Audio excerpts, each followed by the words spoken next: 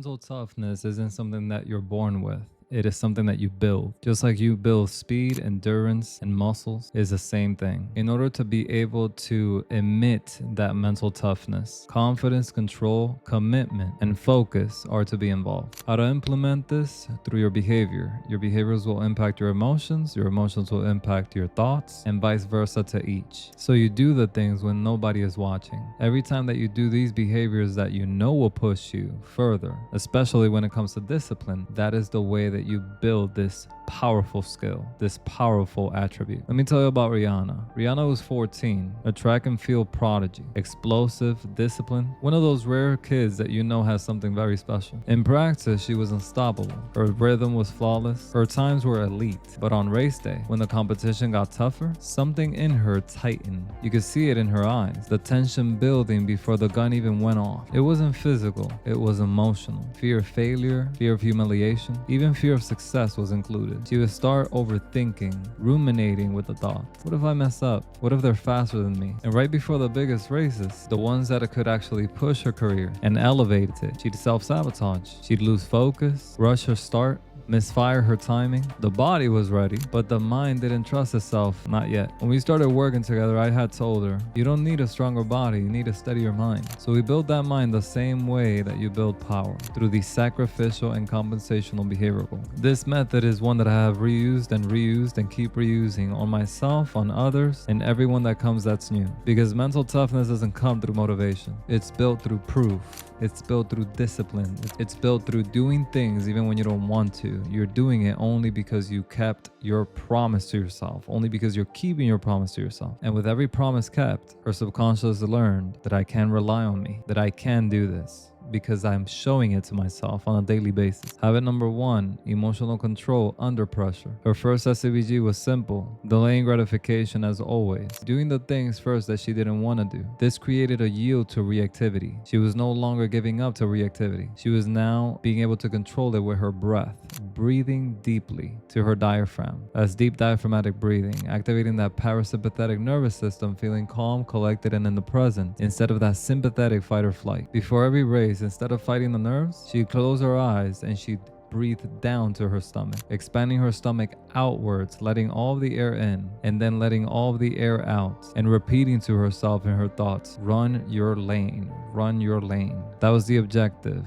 That was the linear algorithm. Those 2 breaths became her reset switch. That would be the moment that she regained control over that adrenaline, that emotional toughness. Calm isn't weakness, it's a strength, it's mastery. Habit number 2, consistency over intensity. Rihanna used to train like a storm, all or nothing. She'd go hard one day and crash the next, of course, because that's not sustainable long term. We shifted that pattern. One of the things that her behavioral goals helped her do is to put off that feeling of need to feel ready, waiting for the motivation to come in. She was just following through just because she promised herself, regardless of what she felt like. Those are already all mental reps. That's what built her confidence. Not hype, not come and go, not easy come, easy go. And then the rest was history. Habit number 3, focused attention. Focus was where she leveled up, where you could see her attributes leveling up one by one. She used to scan the track, comparing herself to everyone else in the track. Now she visualized like a laser focus, her lane with a glowing tunnel, narrow,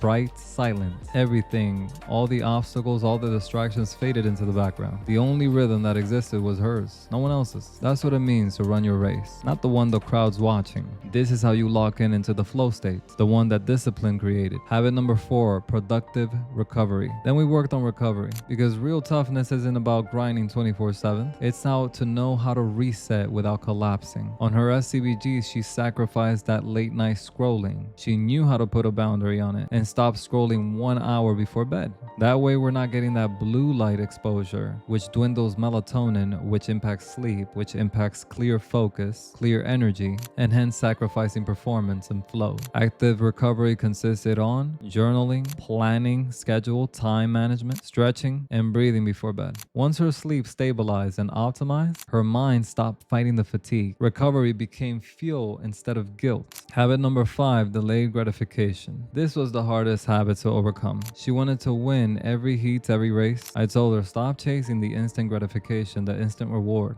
Build the identity of an athlete that is consistent and linear. That way you finish strong. The SCBGs helped her to overcome short-term comfort, the urge for constant validation, and compensate with long-term trust. The moment that she stopped needing the quick win, she started then collecting the real ones. But the real transformation actually happened deeper. We used regression and progression therapy to work on that anxiety, regressing back to the initial synthesizing event, the first times that she started using that anxiety. And yes, I said using because usually these emotions bring us benefit, both pros and cons. And then through the progression therapy, we were able to release goodbye anxiety. Thank you for your help, but now we have discipline, so therefore we no longer codepend on you. That was the work that was done. Because anxiety and mental toughness can't coexist. One blocks and the other liberates. We took that opportunity for cleansing and recovery, and when that clicked, everything else changed. Her next race was different. She stood on the line, calm, still, and breathing deeply.